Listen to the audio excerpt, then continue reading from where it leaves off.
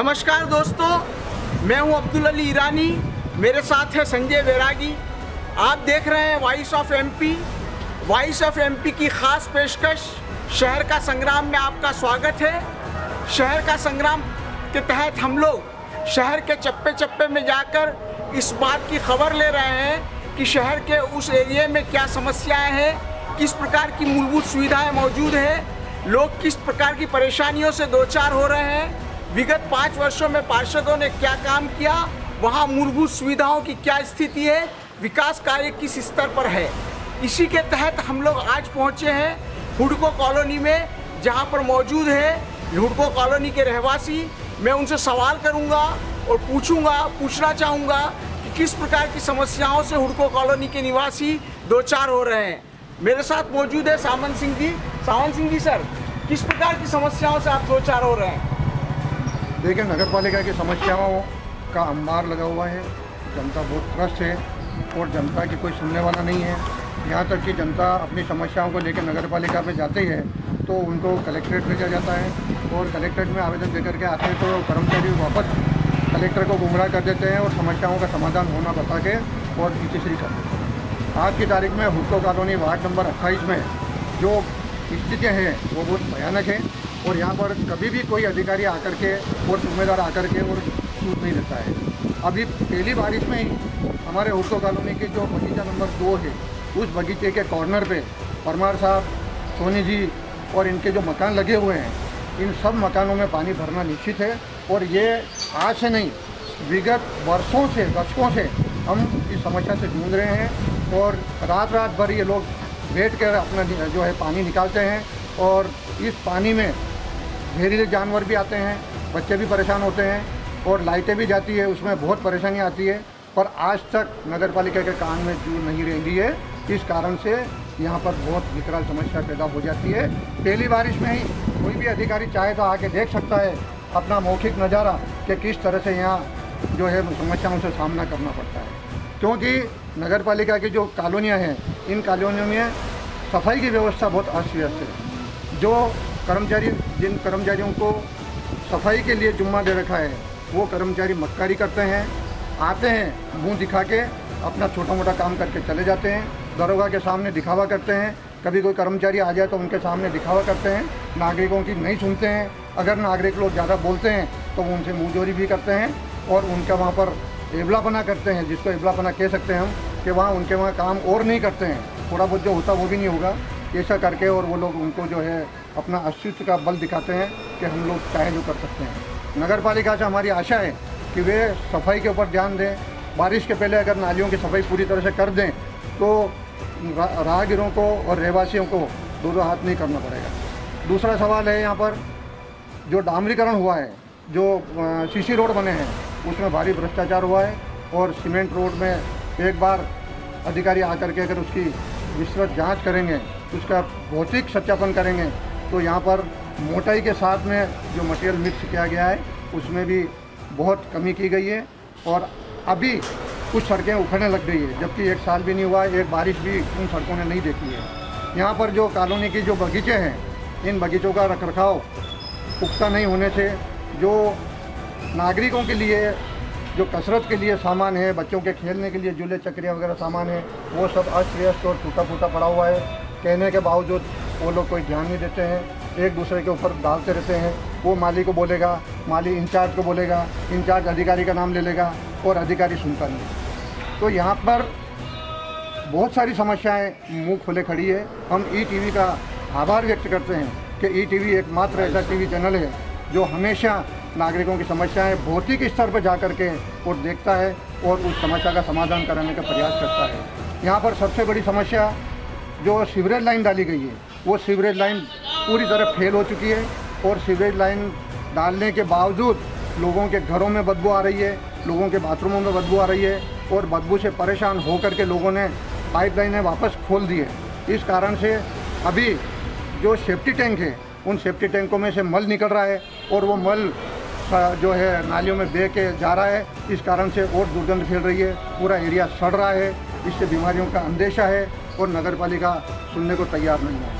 हम लोगों ने जो जागरूक लोग हैं, मैंने स्वयं ने भी सीएम हेल्पलाइन में तक शिकायत कर रखी है कि साहब यहाँ पर ऐसी दुर्गति हो रही है कॉलोनी की, और जो नाली 401 से 414-15 तक जो बनना थी वो नाली अभी तक नहीं बनी। इसकी भी मैंने सीएम हेल्पलाइन में शिकायत की और सीवरेज लाइन की भी सीएम हेल्पलाइन में शिकायत की, पर कर्मचारी झूठी रिपोर्ट लगा करके और अपनी समस्याओं को समाधान करने का रिपोर्ट लगा के और उस कार्रवाई को रुकवा देते हैं। इससे हम संघर्ष कर रहे हैं। सीएम हेल्पलाइन से भी हमें संघर्ष करना पड़ रहा है। विडम्बना है कि मुख्यमंत्री जी ने इतनी बढ़िया सीएम हेल्पलाइन चालू की है नागरिकों की समस्याओं को दूर करने के लिए, पर वो धरातल पे नहीं आ रही है इन कर्मचारियों और अधिकारियों की मुख्तारी के साथ। हम मांग करते हैं, जिलाधीश से मांग करते हैं जो वर्तमान में प्रशासक बने हुए हैं, हम और सक्षम अधिकारियों से भी मांग करते हैं। हो सकता है मुख्य नगर पालिका अधिकारी तक भी ये सब बातें नहीं पहुँचती होगी, तो हम उनसे भी मांग करते हैं कि आप दौरा करें और भौतिक सत्यापन करें कि वास्तव में क्या सच्चाई है, लोग नागरिक लोग कैसे परेशान हो रहे हैं। एक बार बारिश में आकर के देख ले, लाइटों का मेंटेनेंस नहीं है, झूले चक्रियों का मेंटेनेंस नहीं है। जब पाइपलाइन डली पीने के पानी की, उसके बाद पानी की व्यवस्था ठीक हो गई है, हमारे यहाँ पानी पर्याप्त मात्रा में आ रहा है, पर जो समस्याएं हैं वो सबके सामने है। चौहान साहब, एक्चुअल में गार्डन जो है उस गार्डन में किस तरह की समस्या है? वहाँ पर एक्सरसाइज के लिए मशीनें भी लगी हुई है, संसाधन है, उस संसाधन का समुचित उपयोग हो पा रहा है, नहीं हो पा रहा, किस प्रकार की समस्या है? देखिए, शुरू में नागरिक लोगों ने इसका अच्छा फ़ायदा उठाया। जो हमारे यहाँ पर जो वृद्ध है, जो जवान हैं, जो बच्चे हैं, सभी यहाँ पर जो है एक्सरसाइज करते थे और अपना स्वास्थ्य का लाभ लेते थे। माननीय नरेंद्र मोदी जी का जो विज़न है कि आप जो अपना स्वस्थ रहें, एक्सरसाइज करें, स्वस्थ रहें, योग करें, उस थीम को जो है यहाँ पर पूरी तरह से लागू करने का प्रयास किया गया।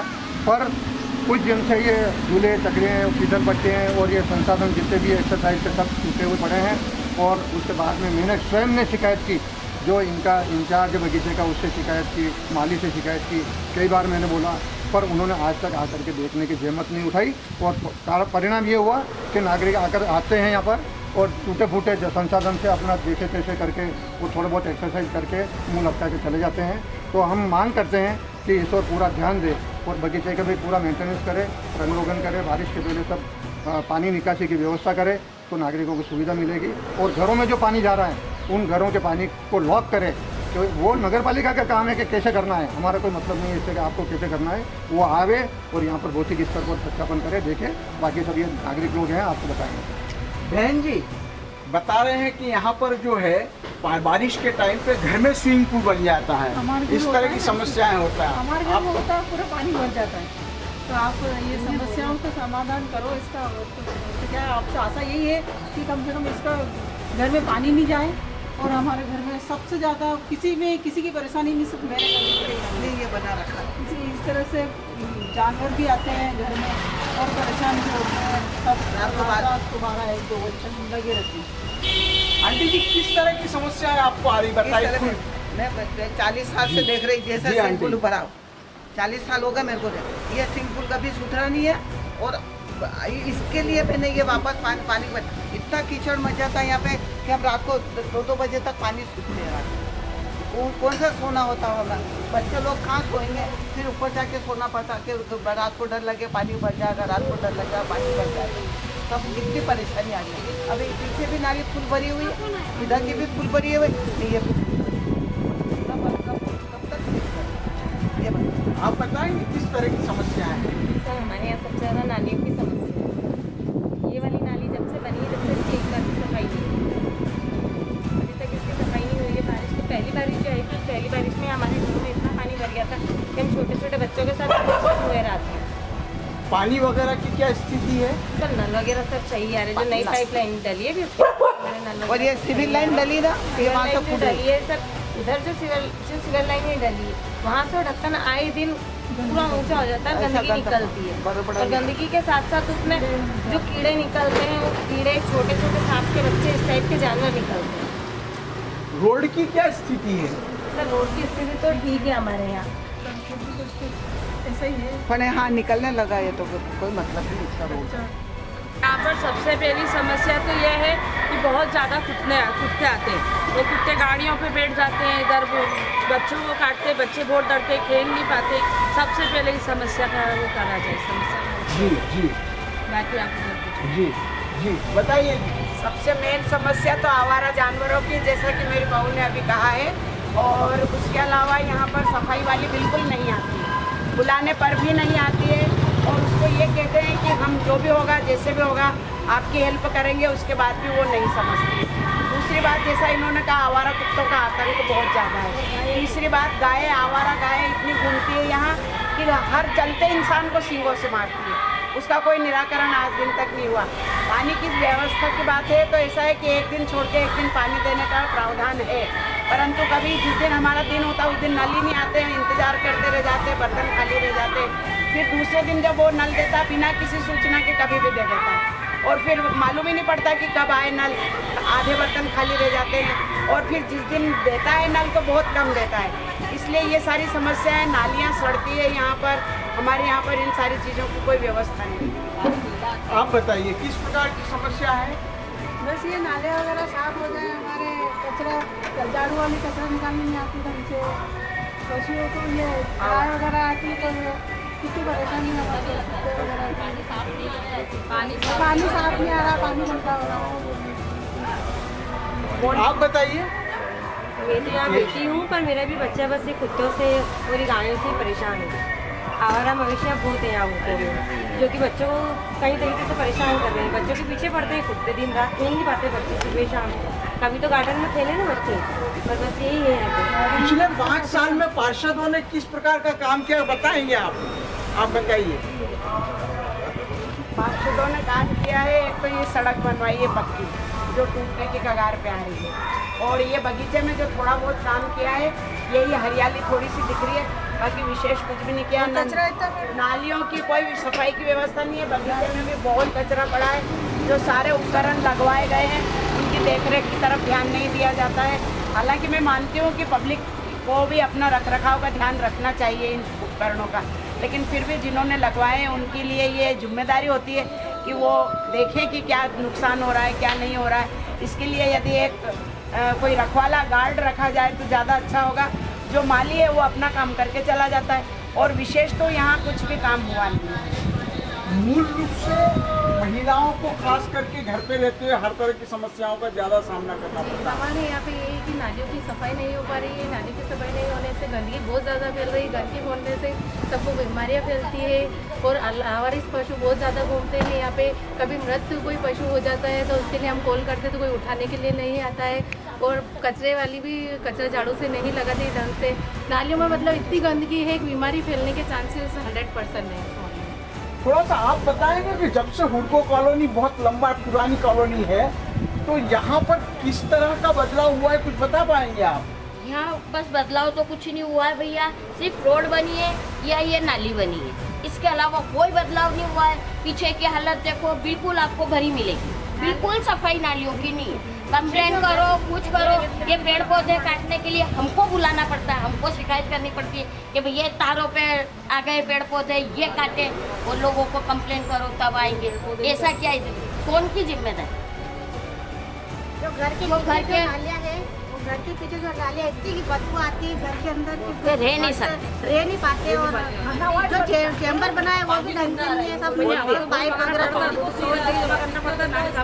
पाइप भी तोड़ दिए गए हैं और वो इतनी बदबू आती है घर के अंदर, बहुत परेशान है। पानी की समस्या भी, सफाई व्यवस्था से खास करके हुडकोवासी बहुत ज़्यादा त्रस्त है, परेशान है।